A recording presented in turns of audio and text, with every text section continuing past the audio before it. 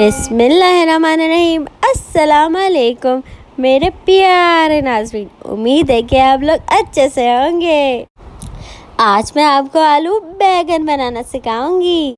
Video आगे देखने से पहले लाइक तो कीजिए। प्याज, बैगन, आलू, टमाटर यूज़ होंगे। सबसे पहले हम ज़ीरा लेंगे 1 टीस्पून, उसको पैन में डाल देंगे और उसके बाद अच्छे से उसको पैन में फ्राई करेंगे। उसके बाद हम 1 मीडियम साइज़ प्याज लेंगे और उसको भी हम पैन में डाल देंगे और प्याज को हम लाइट गोल्डन ब्राउन करेंगे। खाना पकाने में प्याज को फ्राई करने में सबसे ज़्यादा टाइम लगता है। जी, आप लोग देख सकते हैं कि हमारी प्याज लाइट गोल्डन हो चुकी है। अब हम इसमें लहसुन अदरक भी ऐड कर देंगे 1 टीस्पून। लहसुन अदरक ऐड करने के बाद फिर से हम अपनी प्याज को अच्छे से फ्राई करेंगे। जब प्याज अच्छे से फ्राई हो जाएगी फिर हम अपना टोमेटो पेस्ट लेंगे और वो हम अपनी प्याज में डाल देंगे और अच्छे से मिक्स करेंगे। जैसे कि मैंने आपको बताया है कि ये टोमेटो पेस्ट मैं अपने घर में खुद से बनाती हूँ और इतनी महंगाई हो चुकी है कि ये टोमेटो पेस्ट भी मेरे लिए बहुत फ़ायदेमंद हो रहे हैं। टोमेटो पेस्ट को मिक्स करने के बाद अब हम लाल मिर्च यूज़ करेंगे 1 टीस्पून और हल्दी भी 1 टीस्पून यूज़ करेंगे और फिर हम अच्छे से मसालों को भूनेंगे और पानी डाल के उसका थोड़ा सा पेस्ट बना लेंगे ताकि टमाटर और प्याज अच्छे से मिक्स हो जाएं मसाले में।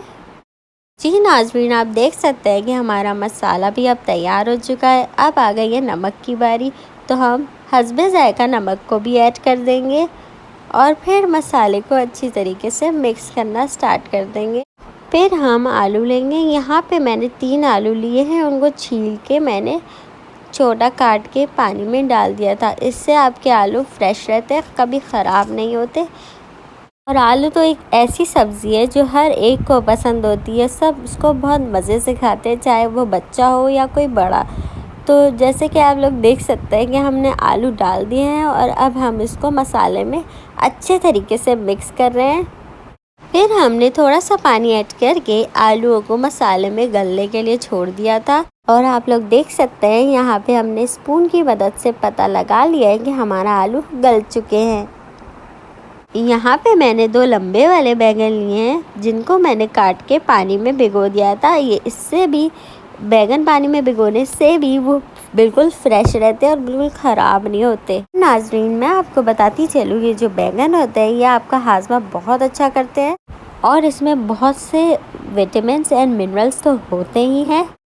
और सबसे मज़ेदार बात ये है कि ये आपके दिमाग और आपकी बोन्स के लिए भी बहुत ज़्यादा फ़ायदेमंद है और ये आपका कैंसर जैसी ख़तरनाक बीमारियों से भी बचाते हैं और ये आपकी हार्ट हेल्थ को भी इम्प्रूव करते हैं।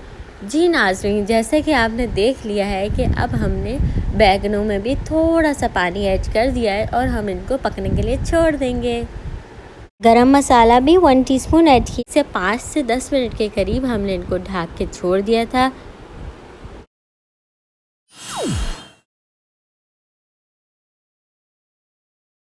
नाज़रीन, हमारे मज़ेदार से बैगन तैयार हो चुके हैं।